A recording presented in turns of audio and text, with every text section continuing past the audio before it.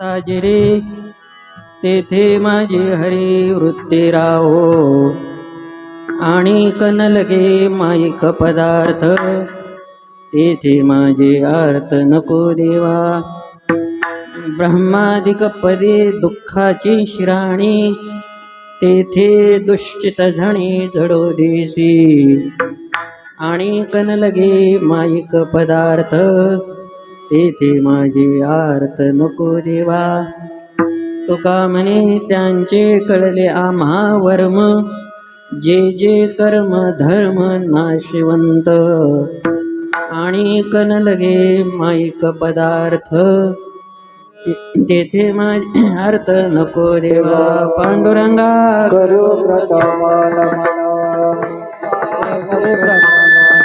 पांडुरंगा करू प्रथम पांडुरंगा करू प्रथम दुसरे चरण संताची दुसरे चरण संताची दुसरे चरण संताची त्यांच्या कृपादाने कथेचा विस्तार कृपादाने कथेचा विस्तार त्यांच्या कृपादाने कथेचा विस्तार बाबाजी सद्गुरु दास तुका बाबाजी सद्गुरु दास तुका बाबाजी सद्गुरु दास तुका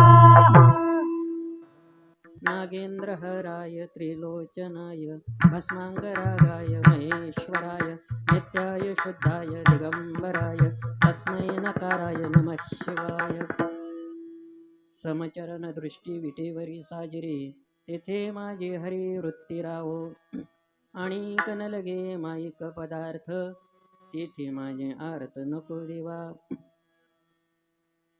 प्रस्तुत कीर्तन रूपी सेवेकरता घेतलेला अभंग जगद्गुरु संत श्रेष्ठ श्री तुकाराम महाराजांचा सर्वांच्या पाठातला परिचयातला गाथ्यातील पहिल्याच क्रमांकाचा असा अतिशय महत्त्वाचा असा अभंग असून या अभंगातून जगद्गुरु तुकोबराय भगवान परमात्म्याच्या चरणाजवळ प्रार्थना करतात विठ्ठल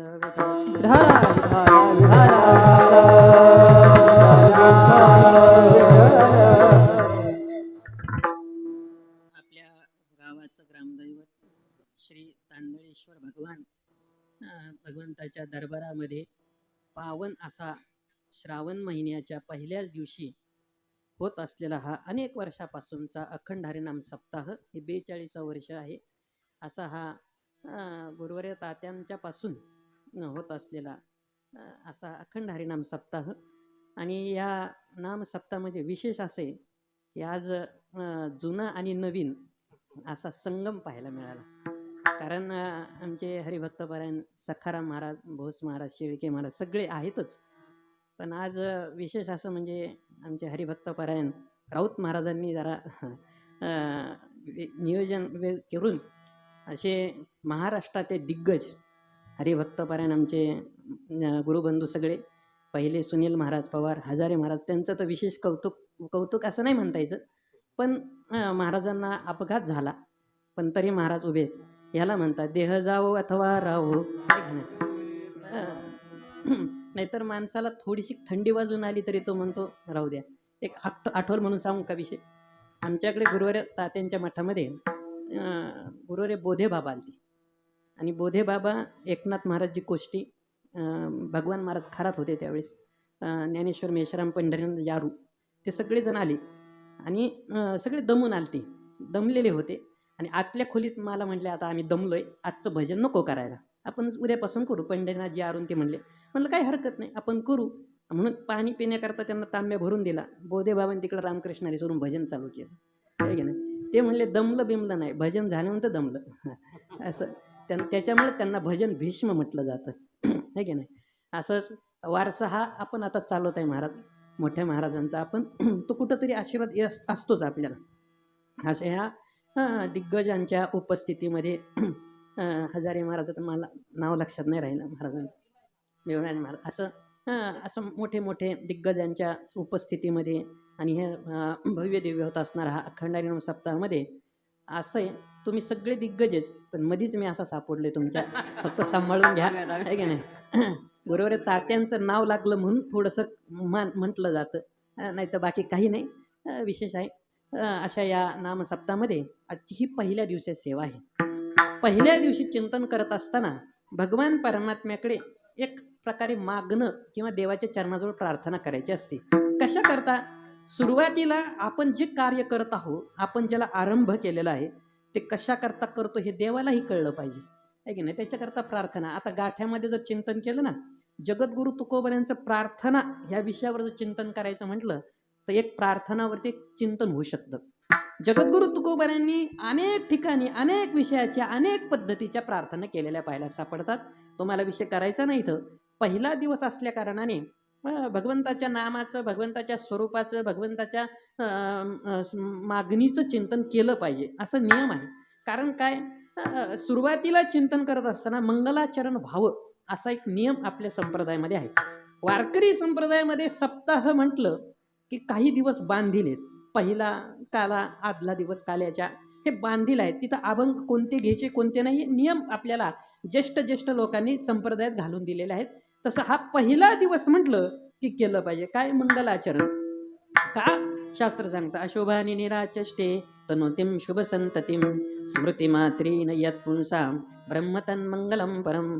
अशुभ गोष्टीचा नाश होऊन शुभाची प्राप्ती करून देण्यात भगवान परमात्माच समर्थ आहे, म्हणून त्याचं मंगलाचरण करावं. जगामध्ये जर पाहायला गेलं भगवान परमात्मा मंगल आहे, भगवान परमात्म्याचं नामही मंगल आहे, पण त्याच्याही अनेक पटीने संत महात्मे जास्त मंगल आहेत. भगवान परमात्मा मंगल आहे, विशेष नाही. मंगलम भगवान विष्णू मंगलम गरुडध्वज. मंगळाचा मंगळ साठा सकळ मंगळ निधी, सकळ मंगळ निधी, सकळ मंगळ निधी, सकळ मंगळ निधी. श्री विठ्ठलाचे नामाचे, श्री विठ्ठलाचे नामाचे मनकार मनकार जना, मनकार मनकार जना. हा श्री विठ्ठलाचे नामाचे, श्री विठ्ठलाचे नामाचे मनकार मनकार जना, हे मनकार मनकार जना, जना सकळ मंगळ जिथे ज्ञानोबा राय तेच सांगतात. लोक प्रश्न असा विचारतील इथं अमंगल काय? आम्ही भगवंताचं नामस्मरण करतोय, संतांचं चिंतन करतोय, अमंगल काय? त्याच्यात अमंगल नाही, करणारे अमंगल आहेत. ज्ञानोबा राय सांगतात चेत मंगळाची अंकुरी सवेची अमंगळाची पडी पोहरी मृत्यू उदराच्या परिवरी गर्भोगिंसी. ज्ञानोबा राय सांगतात अरे जन्मापासून माणसाचा विचार जर केला तर मनुष्य हा अमंगल आहे. जगद्गुरु तुकोबऱ्यांनी त्याच्या पुढे जाऊन सांगितलं शरीर विटाळाचे आळे. नाटाच्या प्रकरणात तुकोबराय सांगतात, तुकोबऱ्यांचे एक चिंतन फार सुंदर आहे. तुकोबराय सांगतात अरे जग किती अमंगल आहे त्याचं चिंतन करताना तुकोबऱ्यांची भाषा आहे जग अमंगल लागे देखता विटाळ. तुकोबराय सांगतात जग इतकं अमंगल आहे, किती लागे आणि देखता विटाळ. मला एक गंमत वाटते, आपण लागे म्हणजे जगाच्या जवळ गेलं तर अमंगल आहे, ठीक आहे मान्य आहे. जगाच्या जवळ जायचं सोडून द्या. आमचे गुरुवर्य निकम बाबा आम्हाला पाठात सांगायचे अरे जगात राहायचं असन, संसारात राहायचं असेल तर संसारिक होऊनच राहा, नाही तर हिमालयात जाऊन राहा, इथं राहायचं नाही, आहे की नाही? मग जगात राहून जगाच्या विरुद्ध राहू शकत नाही आपण. जगात राहायचं असं तर लोकांच्या बरोबर राहावंच लागन. आमचे गुरुवर्य तात्या एक वाक्य बोलायचे, लोक म्हणतात देव शोधायला जायचंय. देव शोधायला जायची गरज नाही, देव लोकात पहा, आहे की नाही? लांब जायची गरज नाही, डोंगरात जाऊन कपारीत जाऊन आता फक्त ढेकणं डास मिळतील, आहे की नाही? दुसरं काही मिळणार नाही. कलियुगात फक्त एकच आहे, आधी देवात माणसात देव पाहायला शिका. कारण माणसात देव जर पाहिला ती संतत्वाची पहिली पायरी आहे की नाही? म्हणजे माणसात देव दिसत नाही. मी तर म्हणतो माणसात देव तर लांब राहिलं, आहे की नाही? माणसात देव म्हटलं की संतच होऊन जाईन तो. नको नको, माणसात माणूस तरी पहा आधी, आहे की नाही? बाकी काहीच गरज नाही, माणसात माणूस तरी पाहायला पाहिजे ना. माणसात आज माणूस सुद्धा आपल्याला दिसत नाही. दिसला असता तर आपण असं वागलो नसतो, असं वागलो नसतो ते 2 वर्ष आपल्या नशिबाला आलेच नसते, आहे की नाही? त्याचं कारण आहे.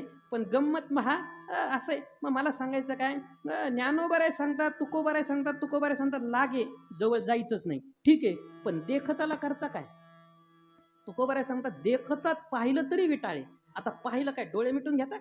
नाही नाही, डोळे मिटून घ्यायची गरज नाही, डोळे उघडेच ठेवायचे. पण सगळीकडे ब्रह्मत्व दृष्टीने पहा.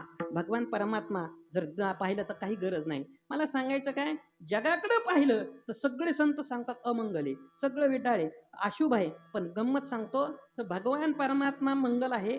संत महात्मे भगवंताचं नामही मंगल आहे, पण त्याच्यापेक्षा अधिक संत महात्मे मंगल आहेत. कशावरून?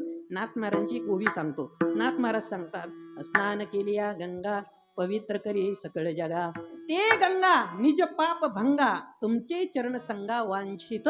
नाथ महाराज सांगतात, गंगेमध्ये स्नान का करतो आपण? गंगेमध्ये स्नान ह्याच्याकरता करतो, आमची पाप जावीत, आहे की नाही? म्हणजे का, माणसं असे वर्षातून एकदा गंगेमध्ये जातात, तिथून आले घरी की पुन्हा सुरू पाप करायला मोकळं, असंय. शास्त्र सांगतात, रे गंगेमध्ये जाऊन पाप घालवण्याकरता आपण जातो, पण त्या गंगेने जावं कुठं? नाथ महाराज सांगतात, आपण गंगेमध्ये स्नान करतो. मला वाटतं मी एक परवा दिवशी चिंतन एक आम्हाला ऐकायला मिळालं. लोक असं म्हणतात, बरोबर, परवा दिवशीच असंच चिंतन वाचण्यात आलं की लोक विचारतात, ज्ञानोबरायांनी तुकोबरायांनी चंद्रभागेत कशाला त्यांच्याकरता स्नान घालायचं?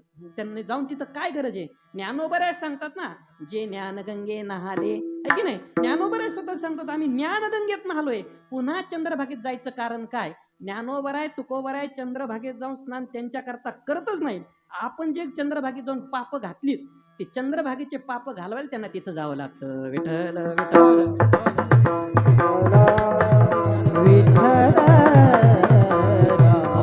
म्हणजे ही ताकद आहे संतांच्या पुढे, की भगवान परमात्मा आणि संतांमध्ये हे आहे गोष्ट. आपण जर पाहिली तर तफावत अशी दिसते. भगवान परमात्मा शुभ करतो, भगवान परमात्मा मंगल करतो, पण संत महात्मे त्याच्या पुढे ते शुभ करत असं करतात यात नवल नाही, पण अशुभालाही शुभ करण्याची ताकद त्यांच्याकडे आहे. कोण पाहेत याकडे, कोण पाहे तयाकडे,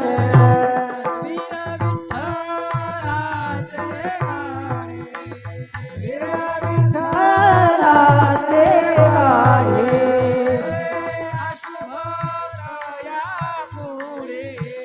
हे अशुभ तया पुढे,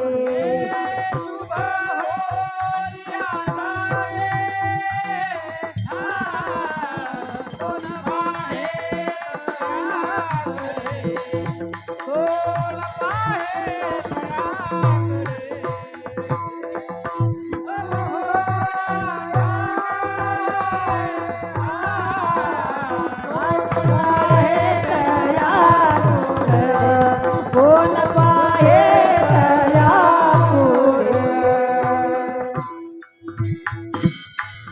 तुकोबारायांची भाषा, अशुभतया पुढे शुभ होणे ठाके, पुनीत केले विष्णुदासी, संगे आपुलिया दोषी. काय? अशुभतया पुढे शुभ होण्या ठाके, ही तुकोबारा सांगतात महात्म्यांकडे संतांकडे असलेली शक्ती आहे की नाही? नाही तर जगाचं चिंतन केलं तर जिकडं जाईल तिकडं अशुभच दिसल. कोण शुभ आहे सांगा ना? उदाहरण पाहता व्यवहारामध्ये आपण बऱ्याच वेळा ते उदाहरण ऐकलं असं. एका गावामध्ये असा एक मनुष्य होता की त्याला पाहिलं की लोकांचं कामं बिघडायची. असतात काही काही, है की नाही? त्या गावामध्ये एखादा असा अवतार येतो, अवतार तुम्हा धराया कारण, है की नाही? की त्याला पाहिलं की लोक रस्ता बदलतात, है की नाही? असतात काय त्याला करतात, है की नाही? त्यांनी तरी कुठं अवतार घ्यावा, है की नाही? त्याच्याकरता ते येतात बिचारे.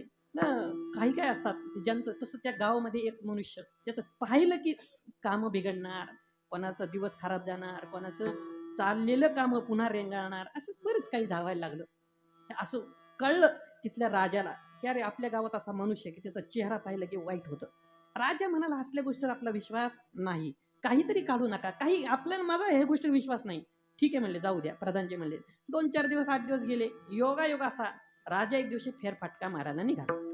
फिरता फिरता फिरता नेमकं एका चौकात अशी वेळ आली, समोरून तो मनुष्य आला. राजाने त्याला पाहिलं. सकाळचे 10 वाजलेले. त्याने राजाने एकमेकांकडे पाहिलं. झालं अर्धा पाऊण तास जिकडे तिकडे गेले. पण योग असा म्हणा, दुर्दैव म्हणा, काही म्हणा, राजाला सकाळी 10 नंतर रात्री 10 पर्यंत कीर्तन होईपर्यंत खायलाच मिळालं नाही. त्याला मिळालंच नाही. आता राजाला काय कमतरता आहे? राजा काय जिथं जाईल तिथं हॉटेल काढील, त्याचं काय विचार, त्याला काय कमतरता आहे? पण राजाला खायला मिळालं नाही महाराज, म्हणजे जेवणच. राजाला मिळालं नाही खायला. नाहीतर तुम्ही म्हणता खायला नाही मिळालं, आणि मग राजा काय उपयोगाचा, तो खायलाच नसेल मिळत तर, आहे की नाही. राजा आणि त्याला त्याला नाही मिळालं. ज्या वेळेला मिळालंच नाही महाराज, झालं राग आला. म्हणले त्याला पकडून आणा. पकडलं. म्हणले तुझ्यामुळे माझा दिवस वाईट गेला, मला खायला मिळालं नाही. बास म्हणले, तुला जगायचा अधिकार नाही, तू आता जगून उपयोग नाही तुझा. मग तुला शिक्षा, तुला उद्याच्या उद्या फासावर लटकायचं. ठीक आहे म्हणले. लटकवणार लटकवणार. तो म्हणाला मी मरणार ना. म्हणले हो, माझी फक्त शेवटची इच्छा पूर्ण करा. म्हणले काय बोला. मला फक्त 2 वर पाहिजे. दिले म्हणले, देऊन टाकले. ठीक आहे म्हणले, मग काय बोल, तुझे काय इच्छा आहे. काहीच नाही, मला भर चौकात फाशी दिली जावी एक. अजून मला फक्त 2 मिनिटं लोकांशी बोलायला संधी दिली जावी. दिली झाली. म्हणजे ठीक आहे, तुझ्या दोन्ही इच्छा पूर्ण होतील, काही अडचण नाही. त्याला दुसऱ्या दिवशी भर चौकात आणलं. सगळ्या लोकांनी गर्दी केली महाराज. बास म्हणले, आता सध्या काही नाही, त्याला पाहायचं. तिथं आम्ही वाट पाहत होतो किती दिवस, है की नाही. ह्याला हा दिवस आमच्या आयुष्यात कधी येतोय हे पाहत होतो. पण राजाने इतक्या लवकर आणला माहित नाही. सगळं गाव लोटलं महाराज त्या चौकात. त्याला फाशी देण्याकरता त्या चौकात आणलं. झालं. ते म्हणते तुझी इच्छा पहिली पूर्ण झाली, बोल आता दुसरी इच्छा. तुला 2 मिनिटं. ठीक आहे म्हणले, 2च मिनिटं बोलायचं. इथं कीर्तन होणार नाही म्हणले, 2च मिनिटं बोलायचं. हरकत नाही. त्यांनी बोलायला सुरुवात केली. तो म्हणाला, मला तुम्हाला एक प्रश्न विचारायचे जमलेल्या लोकांना. काय. मला असा प्रश्न विचारायचा आहे, माझं तोंड पाहिलं की तुमचा दिवस खराब गेला, बरोबर. माझं दिवस पाहिलं, माझं तोंड पाहिलं की तुमचं काम बिघडलं, रहित झालं, सगळं झालं. पण मला असं प्रश्न विचारायचा, गावामध्ये असं एक तरी मनुष्य आहे का. म्हणले काय. माझं तोंड पाहिलं की दुसऱ्या दिवशी मरावं लागलं, आहे का कोणी असं. म्हणले नाही, असं नाही घडलं. पण मी तुम्हाला सांगतो, आपल्या गावामध्ये एक मनुष्य असा आहे की त्याचं तोंड पाहिलं की दुसऱ्या दिवशी मरावं लागतं, तो म्हणजे हा राजा, है की नाही. याचं मी तोंड पाहिलं की मला मारावं लागलं, सगळ्यात हा अशुभ आहे. ह्याचं तोंड पाहणं उद्यापासून बंद करा. राजेने ऐकलं, म्हणले त्याला सोडून द्या, फासावर लिहू नका. म्हणजे जगात पाहिलं तर कोण शुभ आहे याचा विचार केला तर सगळेच अशुभ आहेत. शुभ कुणीच नाही, एक भगवान परमात्मा आणि संत सोडले तर जगात सगळेच अमंगल आहेत. विठ्ठल विठ्ठल.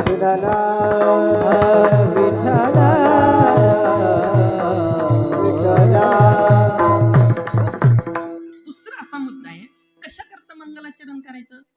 पतंजली महामुनींनी वर्णन करताना असं वर्णन केलंय, ही शास्त्राची परंपरा आहे, की नाही. मंगलादिनी ही शास्त्राने प्रथनते. प्रथनते म्हणजे परंपरा. सुरुवातीला ही परंपरा पाळली जाते. मी एकदा आळंदीला असताना गुरुवारी सातारकर महाराजांचं एक वाक्य ऐकलं होतं. आळंदी माऊलींच्या मंदिरात त्यांनी फार सुंदर वाक्य वापरलं होतं. तसेच त्यांचे बरेच सगळेच सुंदर वाक्य असतात. पण माऊलीच्या मंदिरात त्यांनी परंपरा ह्या चिंतन केले. ते म्हणाले परंपरा परंपरा मानणारे लोक खूप आहेत, पण जगात असा एक वर्ग व्हायला लागला, अशी एक परंपरा व्हायला लागली. ते म्हणले आम्ही कोणतीच परंपरा मानत नाही, ही एक परंपरा तयार व्हायला लागली, की नाही. परंपरेचं त्यांनी चिंतन केलं. मला सांगायचं काय, ही शास्त्राची परंपरा आहे. सुरुवातीला मंगलाचरण झालं पाहिजे. कशा करता त्यांनी पुढचं सूत्र टाकलं, अध्येश्चर्यते वृद्धी सुखा. हा जे या मंगलवाचक सुरुवात केलेल्या ग्रंथांचं वाचन करतात त्यांना सुखाची वृद्धी होते. मग मला सांगा, ज्ञान आता आणखीन एक चिंतन त्याच्यात बारीक असं आहे. भगवंतानी जेव्हा सृष्टी निर्माण केली त्यावेळेस 2 शब्द ब्रह्मदेवाच्या मुखातून निघाले. ओंकाराश्चात शब्दश्च द्वावेतो ब्रह्मण पुराहा. मग त्यांनी सांगितलं ब्रह्मदेवाच्या मुखातून 2 अक्षर निघाले. कोणते 2 अक्षर निघाले. त्यांनी सांगितलं ओम आणि अथ हे शब्द निघाले. म्हणून तुम्ही पहा, सगळे संस्कृत ग्रंथ त्यांची सुरुवात अथ शब्दाने आहे. गीतेची सुरुवात कशी, अथ प्रथम अध्याय, आहे की नाही. नारद महर्षींनी जे भक्तिसूत्र लिहिलं त्याची सुरुवात अथा तो भक्ती व्याख्या श्यामा. धर्मसिंधूची किंवा ब्रह्मसूत्राची सुरुवात आहे अथा तो ब्रह्म जिज्ञासा, याची सुरुवात आहे अथ शब्दाने आहे. आणि जेवढे मराठी ग्रंथ आहेत त्यांची सुरुवात ओम शब्दाने आहे. ओम नमो जी आद्या वेद प्रतिपाद्या ओम जी गणाधी राजा. नाथ महाराजांनी सुरुवात केली.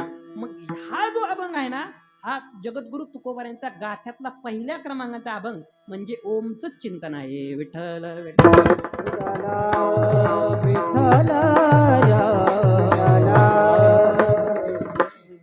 पहा ना, अभंगामध्ये तुकोबारायांनी कोणते देवाचं नाव नाही घेतलं, नाव नाही घेतलं.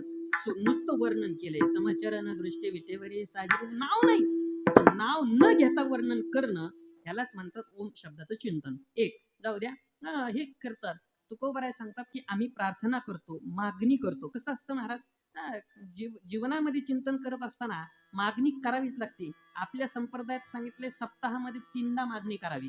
पहिल्या दिवशी करावी. कारण का, आपण का करत आहोत हे देवाला कळावं, आहे की नाही. आम्ही फक्त श्रावणापुरतंच करतो असं नाही, आहे की नाही. आम्ही कायम तुझी भक्ती करतोय हे कळावं ह्याच्याकरता पहिल्यांदा मागणी. कारण का करतो हे देवाला कळलं पाहिजे. बरं, देव येतो, आहे की नाही. देव असल्यामुळे त्याला एकदा सांगून जमत नाही, म्हणून मधी सुद्धा मागणी करावी असं शास्त्र सांगतं, आणि शेवटी पुन्हा मागणी करावी असं तीनदा मागणी केली जाते. पण मला सांगायचं काय, भगवान परमात्म्याकडं संतही मागतात आणि आपणही मागतो. का मागतो? शास्त्र सांगतं असे महाराज, एकच शास्त्राचं वाक्य सांगतो, जास्त शास्त्र सांगत नाही. शास्त्राने असं वर्णन केलंय, माणसाला मागावं लागतं कारण माणसाची इच्छा पूर्ण होत नाही म्हणून. इच्छा का पूर्ण होत नाही? शास्त्रकारण सांगतं, इच्छा ही माणसाच्या जीवनात निर्माण झालेली अतिशय महत्वाची गोष्ट आहे आणि इच्छा निर्माण होणं आपल्या हातात नाही. शास्त्र सांगतं, ज्यावेळेस आत्मा अंतःकरणावच्छिन्न होतो त्याच्या ठिकाणी त्यावेळेस जी पहिली वृत्ती निर्माण होते त्याला म्हणतात इच्छा. मग इच्छा जर तशी होत असेल तर इच्छा निर्माण होणार. मग इच्छा निर्माण झाली ती पूर्ण करण्याकरता मागणी करावी लागणार. फरक असा आहे, सामान्य माणसाच्या इच्छा आणि संत महात्म्याच्या इच्छा याच्यात एकच फरक आहे. संत महात्म्यांच्या कधीतरी इच्छा पूर्ण होणार आहेत, आपल्या इच्छा मात्र कधीच पूर्ण होऊ शकत नाही. किंवा आणखीन सांगतो, संतांच्या इच्छा संपणाऱ्या आहेत, आपल्या संपत नाही. सोपं सांगू का अजून? आपल्या इच्छा कधीच संपत नाही, आणि आपल्या इच्छा जर संपल्या असत्या तर 10व्याला कावळा शिवला असता, है की नाही. 10व्याला कावळा शिवला नाही की आपलं पहिलं वाक्य असतं, काहीतरी इच्छा राहिली. ज्या अर्थी 10व्याला कावळा शिवत नाही त्या अर्थी इच्छा राहिली, म्हणजे माणसाची मेल तरी इच्छा संपत नाही, ही सामान्य माणसाची अवस्था आहे. मग इच्छा संपत नाही. संतांच्या इच्छा तर मात्र संपतात. नाही संपतात असं म्हणूच गरज नाही. इच्छा संपतात असं म्हणू नका. इच्छा त्यांनी ज्या दिवशी केली त्याच दिवशी त्यांची इच्छा पूर्ण झाली. उदाहरण द्यायचं झालं तर पसायदान पहा. पसायदानांमध्ये ज्ञानोबाऱ्यांनी कसं मागणं केलंय, जे खळांची व्यंकटे सांडो तया सत्कर्मी रती वाढो भूता परस्परे पडो मैत्र जीवांचे. ह्याच्यातले जे शेवटचे शब्द आहेत ना, वाढो, लाहो, करो, हे सगळे शब्द जर पाहिले हे सगळे भविष्यकालवाचक शब्द आहेत. पण एकच शब्द ज्ञानोबाऱ्यांनी असा मांडला की तो शब्द वापरला ज्ञानोबाऱ्यांनी सगळे भविष्यकाल वापरून शेवटी मात्र भूतकालवाचक शब्द वापरला. येत म्हणे श्री विश्वेश्वराहो हा होईल दान पसावो येणे वरे ज्ञानदेव सुखिया. का तिथं होच म्हणायला पाहिजे होतं ना, पण झाला म्हटला. ज्या अर्थी झाला म्हटला त्या अर्थी संतांची इच्छा ज्यावेळेस निर्माण होते त्याच दिवशी ती पूर्ण होते, हे त्याचं द्योतक आहे. कृतकृत्य झालं, इच्छा केली ते पावलं, इच्छा केली ते पावलं, इच्छा केली ते पावलं. कृतकृत्य झालं, इच्छा केली ते पावलं, केली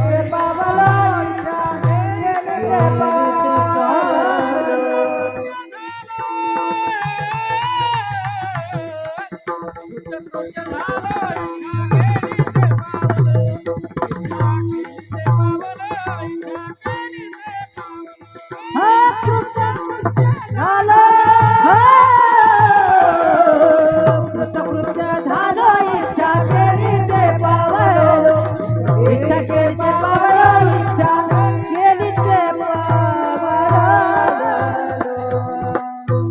कृतकृत्य झालं, इच्छा केली ते म्हणजे इच्छा करावी आणि पूर्ण करावी. नामदेवरायांनी संकल्प केला, नामदेवरायांनी इच्छा व्यक्त केली, मी पण 100 कोटी अभंग करीन असं म्हटल्याच्या नंतर देव म्हणले, अरे नामा तो काळ कोणता, हा काळ कोणता?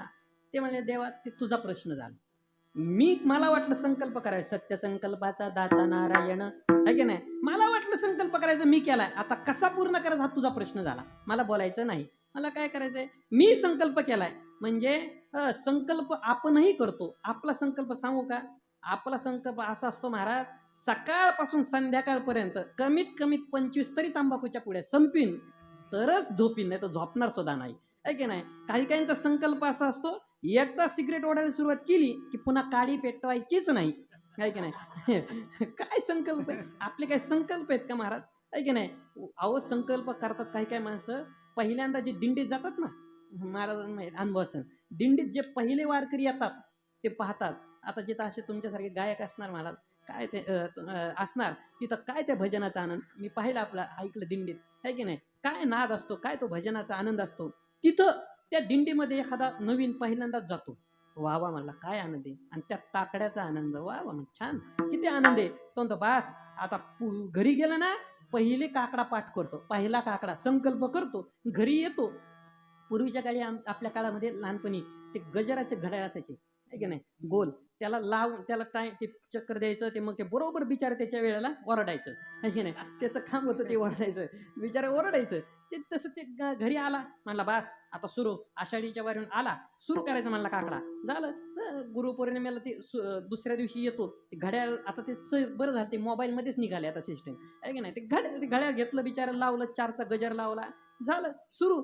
दुसऱ्या दिवशी बरोबर ते, आता त्याचा काय दोष आहे बिचाऱ्याचा, त्याला जे दिलं ते वाजणार, त्याच्या हातात काय, त्याच्यावर राग करू नये माणसाने आहे की नाही. ते 4 वाजता वाजल्याचं तो म्हणला काल एवढा दमून आलोय, आताच वारी झाली, एक दिवस काय होते त्याला, उद्या करू की म्हणा, उद्या करू.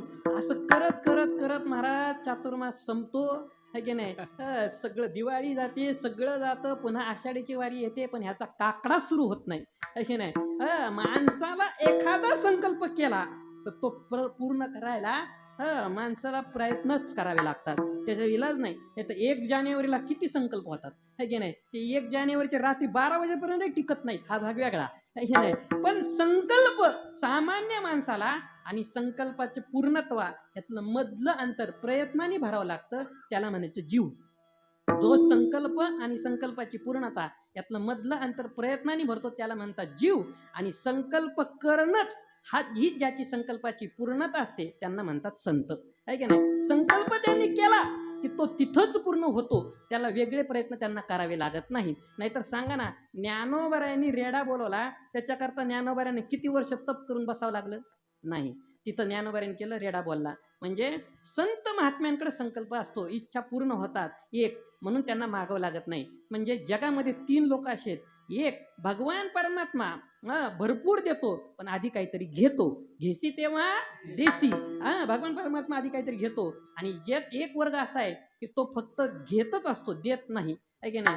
गुरुवारी आनंद आश्रम स्वामी महाराज म्हणायचे, ज्याचा हात असा झाला त्याचा परमार्थ संपला आहे की नाही. ते आनंद आश्रम स्वामी काय वाक्य बोलायचे, किंवा त्यांचं एक वाक्य सांगू का, न मागे त्याची रमा होय दासी. स्वामी महाराज म्हणायचे, अरे ना, जो मागत नाही त्याची रमा दासी होते, जाऊ द्या. म्हणजे एक वर्ग देव भगवान परमात्मा आधी काहीतरी घेतो आणि मग भरपूर देतो. एक वर्ग काहीच देत नाही पण घेत असतो. हा एकदा देतो, कधी दुसऱ्याला जर चुना द्यायचा असेल तर, लावायचं म्हणणे घ्यायचं असेल तर, का त्याची इच्छा असते, अरे आज मी ह्याला चुना दिला तर उद्या तुम्हाला तंबाखू तरी देईन हे नाही, ही त्याची इच्छा आहे. जगामध्ये एक वर्ग, पण एक वर्ग असा आहे ते काहीच घेत नाहीत पण जीवाला सर्वस्व देऊन टाकतात, ते म्हणजे संत. संत आपल्याकडून काही घेत नाहीत पण देतात. उलट ते म्हणतात की तुमच्याच करता निर्माण केले. संत सज्जनी मांडिले दुकान, संत सज्जने मांडिले दुकान,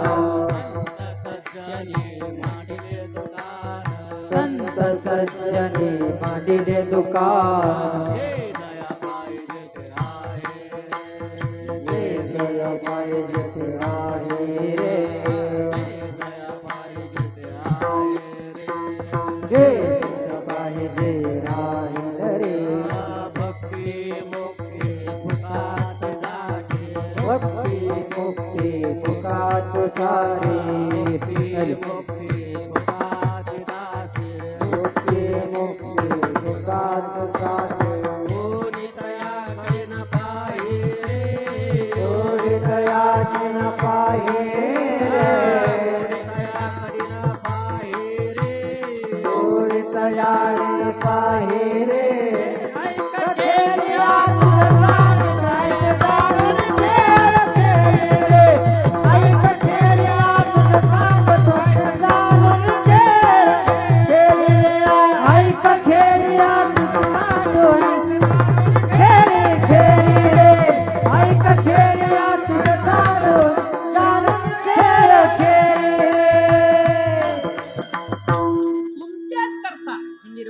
संत सज्जनी है की नाही. दुकान है की नाही, घातला दुकान देत है की नाही.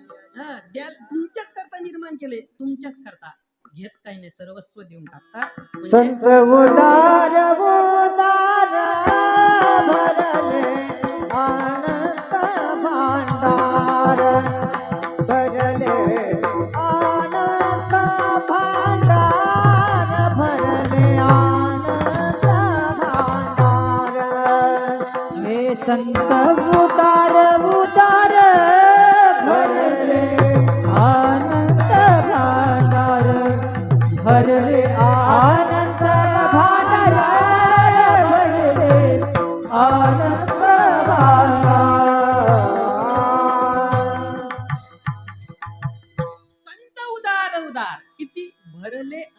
भांडार अनंत भरले भांडार आहे की नाही. ते संतांची ताकद आहे. मग तुकोबाराय सांगतात की हे संतांच्या इच्छा पूर्ण होतात, त्यांना मागावं लागत नाही. आपल्या इच्छा पूर्ण होत नाही पण मागावं लागतं. पण गंमत आहे, मग मागावं तर लागतं, पण शास्त्र सांगतो मागावं तर लागतं बरोबर आहे, इच्छा पूर्ण करण्याकरता मागावं लागतं, मग हरकत नाही. पण मागावं तर असं मागावं, एकदाच मागावं, असं मागावं की पुन्हा कोणापुढेच हात पसरावा लागू नाही. बस एकदाच मागायचं ना, मग दुसऱ्याकडे मागू नाही. मग हे जगाला कळत नाही. हा मागण्याचा विवेक नसल्यामुळं जगद्गुरु तुकोबारायांनी या अभंगातून 2 प्रकारचा विवेक आपल्याला सांगितला. एक सुख दुःखाचा विवेक सांगितला आणि एक नित्य अनित्याचा विवेक सांगितला. 2 प्रकारचा विवेक सांगितला आणि सांगितलं ना, वृत्तीचं स्थैर्य सांगितलं. गंमत आहे, हा विवेक ज्या दिवशी कळल त्यावेळी वृत्तीचं स्थैर्य होतं. आणि मग वृत्तीचं स्थैर्य जोपर्यंत होत नाही तोपर्यंत माणसाला आनंदाची प्राप्ती होऊ शकत नाही. गंमत सांगतो तुम्हाला, काय माणसाला वृत्तीचं स्थैर्य ज्या दिवशी होईल त्या दिवशी त्याला आनंदाची प्राप्ती होते. आता आनंदाचं चिंतन करत असताना शास्त्र सांगतं सुखदुःखाच्या पलीकडं असतो त्याला म्हणतात आनंद, आहे की नाही. तो म्हणायचा आनंद. मग आता आनंद आणि सुख ह्याच्यात चिंतन काय, सुख आणि आनंद सांगा, दोन्ही एकच मानतो आपण. पण शास्त्र सांगतं नाही, सुख वेगळं नाही आणि आनंद वेगळा आहे. सुख कशाला म्हणायचं, ज्याला विरोध असतो त्याला म्हणायचं सुख. सुखाला विरोध काय आहे, विरोधी शब्द दुःख. आनंदाला शब्द नाही. आनंद हा शब्द एवढा एक असा आहे की त्याला कशाचाच विरोध नसतो. मग निवळोबाऱ्या तर त्याच्या पुढे जाऊन सांगतात, नित्यानंदा पुढे आनंद तो कोण, विषय सुखबाई बापुढे तीक्षण, है की नाही. जेथे न सरेची वैकुंठ सदन शेषशाही त्रिकुट भुवन हो. निवळोबाऱ्या सांगतात तो नित्य आनंद परमार्थात मिळतो, बाकी मिळत नाही. दुसरीकडे तो आनंद मिळू शकत नाही. हा इथंच मिळतो, पण त्याचं एक कारण आहे, वृत्तीचं स्थैर्य जोपर्यंत येत नाही तोपर्यंत तो आनंद मिळत नाही. तोपर्यंत आनंद तो मिळू शकत नाही. बरोबर आहे. चला, मग तो आनंद मिळवण्याकरता वृत्तीचं स्थैर्य पाहिजे, नाही तर मिळत नाही. अशी गंमत आहे. मला सांगा, वृत्तीचं स्थैर्य झाल्यानंतर आनंद मिळणार हे तुम्ही सांगता, पण लोक म्हणायला लागले महाराज आम्हाला हे मान्य नाही. माणसाला सुख दुःख भोगावं लागतं, त्याचं एकमेव कारण आहे. त्याचं एकमेव कारण काय, ते म्हणजे आगा कर्मे जय उरावे, तै सुख दुःखी फळावे, तया ते भोगावया यावे देहाय का. माणसाला सुख दुःख जे भोगावं लागतं त्याचं एकमेव कारण आहे त्याचं कर्म, दुसरं काहीच कारण नाही. केले कर्म झाले त्याचे भोगाले, केले कर्म झाले त्याचे भोगाले, केले कर्म झाले त्याचे भोगाले, केले कर्म झाले त्याचे भोगाले, केले कर्म झाले त्याचे भोगाले, केले कर्म झाले त्याचे भोगाले, केले कर्म झाले त्याचे भोगाले, केले कर्म झाले त्याचे भोगाले. उपदल गेले आयचे उपदल गेले आयचे, हरे गोविंदा हरे बलिदाता, हरे बलिदाता, हरे बलिदाता, हरे बलिदाता, हरे बलिदाता, हरे बलिदाता, हरे बलिदाता. उपदल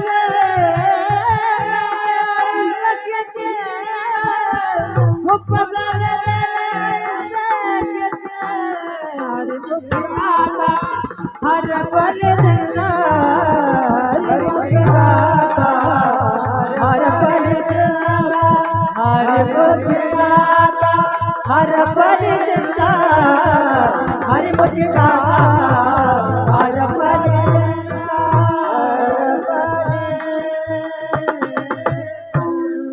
आज महाराज इथे सांगतात केले कर्म झाले त्याचे भोगाले. कर्म माणसाला जीवनामध्ये सुख दुःख भोगावं लागतं, त्याचं एकमेव कारण कर्म आहे, दुसरं काहीच कारण नाही. का, उदाहरण देतो. एखादा एक तरुण मुलगा, एकुलता एक मुलगा असावा. ज्ञानोबा सांगतात माये पुढे नी बालक काळी नेनता एकुलते एक, आहे की नाही? असं एखादा एकुलता एक मुलगा असावा ज्याचं वय 21-22 वर्षाचं आहे, तरणा बांड आहे, आणि घरामध्ये काहीतरी पूजा ठरल्याच्या नंतर वैशाख महिना, उन्हाळ्याचे दिवस, गावात फिरून आला, दुपारचे 12-1 वाजले, फिरून आला, काही कामं करून आला, घरी बस आला आणि आईला सांगितलं, आई फार दमलोय, ऊन लागलंय, मग मला फक्त पाणी प्यायला पाहिजे. ठीक आहे म्हणली. आई गेली, तांब्या भरून आणला आणि त्याला पाणी दिलं, पाणी पिलं, आणि पाणी पिऊन झालं, खाली ठेवल्या क्षणी त्याचा देह पडला, आहे की नाही? आता देह पडला याचं कारण काय, आहे की नाही? तो 18-22 वर्षाचा आहे, त्याचं काय वय का जाण्याचं? आता ते वेगळे. मग 18-22 वर्षाचं वय नाही, मग गेला का? काय कारण आहे? उन्हातून फिरून आला नाही, पाणी पिलं नाही, मग काय कारण? काहीच कारण नाही. त्याच्या कर्मात तेवढंच आयुष्य शिल्लक होतं, एवढंच त्याचं कारण आहे, दुसरं काहीच नाही. मला आपण नेहमी उदाहरण ऐकता, पूर्वीच्या काळचा प्रसंग पहा. पूर्वी गॅस टाक्या लवकर मिळत नव्हत्या, आहे की नाही? मग मी पण लहानपणी केलंय, घरी टाकी आणली की माणसं त्याच्या खडून तारीख लिहायची. आणल्यानंतर ती तारीख लिहायची का? कारण संपायचं कळायचं ना, ही संपत आली आहे की नाही? पूर्वी एकच टाकी लवकर मिळत नसायची, मग ती लिहून ठेवावं लागायचं खडून त्याच्यावर तारीख, आणि मग कळायचं टाकी कधी संपायची. आता टाकीचा विचार जर केला की गॅसची टाकी आहे, संपल कधी का? की गॅसच्या टाकीचा विचार जर केला, एखाद्याच ठिकाणी गॅसची टाकी आहे पण संपणार नाही का? रोजच सप्ताह सोडायचंच नाही, एकही सप्ताह. हा सप्ताह झाला की तो सप्ताह झाला की संपलं. वर्ष टाकी संपलच कशी, आहे नाही? संपणारच नाही ना. पण काहींच्याकडे कसं आहे, वारकरी येतात, आहे की नाही महाराज, आहे की नाही? हे वारकरी, ते वारकरी, हे वारकरी, मग ती टाकी कशी लवकर संपते, आहे की नाही? तशी ही सुद्धा टाकीची आपली, आहे की नाही? मला सांगा, माणसं गॅसच्या टाकीवर तारीख लिहायचे, पण कोणती लिहायची? आल्याची. पण कधी संपलीच तारीख लिहून ठेवली का तुम्ही? नाही का? माहीतच नाही कधी संपल, सांगताच येत नव्हती, कधी उडल, नाही सांगताच येत नव्हतं. तसं ही टाकी सुद्धा सगळ्यांना तारखा माहिती जन्माच्या, आहे की नाही? बर्थ सर्टिफिकेट सगळ्यांकडे, पण अजूनपर्यंत जीवन पण कोणी डेथ सर्टिफिकेट काढलं नाही, कारण माहीतच नाही कधी टाकी उडल, आहे की नाही? ही टाकी सुद्धा तशीच आहे महाराज. फरक काय? ह्या टाकीमध्ये सुद्धा, ह्या टाक्या सुद्धा 1400 वर्ष राहतात, आहे की नाही? पण ते विकार रहित राहिलं तर राहतात. पण या टाकीमध्ये जर का काम क्रोधादी विकार घुसले की टाकी कधी उडन ह्याचा नियम नाही, आहे की नाही? ही टाकी अशी म्हणून सांभाळावी लागते महाराज, आहे की नाही? ही टाकी सांभाळावी लागते. मग ही सांगायचं कारण काय, हे आपल्या हातात नाही, हे कर्म आहे महाराज, कर्म. मग हे कर्म कोणाला सोडता आलं नाही. उदाहरण सांगू का? ज्ञानोबाऱ्यांचा फार सुंदर अभंग आहे. ज्ञानोबाऱ्या सांगतात, अरे परियसी गव्हारा सादर, कर्मे निर्वंश झाले सगर, भिल्ले विंदेले शारंगधर, झाला पुरंदर सहस्त्र नयन. ज्ञानोबाऱ्यांचं अभंग जर पाहिला ना, ज्ञानोबाऱ्यांनी सगळं कर्माचंच वर्णन केलंय. त्यांनी वर्णन केले, कर्मे दशरथे वियोगे मेला, कर्मे श्रीरामा वनवासा गेला. हे कशामुळे घडलं? कर्म. काय गंमत आहे, दशरथ राजाच्या नशिबात कर्मात मुलाचं सुख नव्हतंच, पण इकडून तिकडून शाप झाला. मी रामायण सगळं सांगत नाही, आहे का नाही? इकडून तिकडून शाप झाला आणि मुलाच्या युगात तुला तरफडून मारावं लागल. पण बरं झालं, शाप का झाला, पण काय का होईना ते शाप पूर्ण व्हायला मुलगा तर व्हावं लागेल असं वाटलं त्याला. झाला, इकडून तिकडून मुलगा झाला, त्याला आनंद झाला, आता तरी सुख मिळावं ना. पण नाही, सुख नव्हतं त्याच्या नशिबात. मग मुलगा थोडा मोठा झाला की वशिष्ठ आले, म्हणलं काय न्यायचं, कुठं? आपल्या गुरुकुलात न्यायचं. पण तेव्हाचं गुरुकुल आणि आत्ताचं गुरुकुल फरक आहे नाही? तेव्हा पद्धत अशी होती, एकदा का नेऊन टाकलं की 12 वर्ष पुन्हा वडिलांची आईची त्याची गाठ भेट नाही, आहे की नाही? आता सुट्ट्या नव्हत्या, आता 2 वर्ष सुट्ट्याचे सगळ्या, आहे नाही? पण त्या काळात सुट्टी नाही. 12 वर्षाचा पुन्हा वियोग झाला, इकडून तिकडून आणलं, झालं, चला बरं झालं, आता तरी सुख मिळेल. पण लगेच विश्वामित्र हजर, मला यज्ञ करायचंय, तुझी मुलं पाहिजेत. बरं नेलं, फक्त एक चांगलं घडलं, तिकडे गेले ते पुन्हा लग्न करूनच आले, नाही? ती परंपरा तेव्हाची बरं का, तिकडे गेले की लग्न करूनच माघारी आले. राजाला बरं वाटलं, चला सुना पाहायचा त्रास वाचला, नाही? इकडं जा तिकडं जा, अवघडे. आता तो त्रास मिटला, बरं झालं, सगळे झाले, आता सुख मिळावं ना, बरं झालं. एक दिवशी दशरथ राजा सकाळी उठला आणि काय झालं, सकाळी उठल्या एक केस पांढरा दिसला. कोणाला? दशरथाला.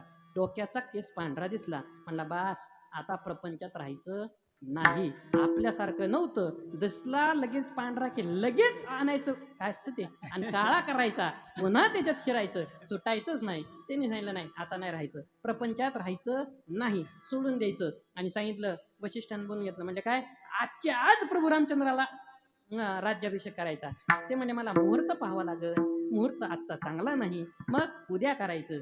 शास्त्र सांगतं शुभस्य शीघ्रम, चांगल्या गोष्टी माणसाने लगेच केल्या पाहिजेत, आहे की नाही. पण माणसं चांगल्या गोष्टी लगेच करत नाही, वाईट गोष्टी लगेच करतात आणि चांगल्या गोष्टी उद्यावर ढकलतात. त्याला म्हटलं ना चला सप्त्याला, तर मला आज पहिला दिवस आहे, आज कुठे आता, आहे की नाही, जाता येईल काल्याच्या, नाही मध्ये जाऊ, हे नाही आज कुठं. त्याला म्हटलं ज्ञानेश्वरी पारायण करायचं का, नाही नाही म्हटलं पुढच्या वर्षी बघू, आहे की नाही, पुढच्या वर्षी बघू, आज नको. त्याला म्हटलं दिंडीला यायचं का, नाही नाही म्हणले आता काम आहेत, पुढच्या वर्षी बघू. माणसं चांगल्या गोष्टी लगेच ढकलतात. आणि त्याला म्हटलं तंबाखू खायची का, तर म्हटलं लगेच काढा, हे नाही. वाईट गोष्टी माणसं लगेच करतात आणि चांगल्या गोष्टी पुढे ढकलतात. वशिष्ठांतच केलं महाराज, उद्या करू, उद्या करू म्हटलं की असं गंमत झाली.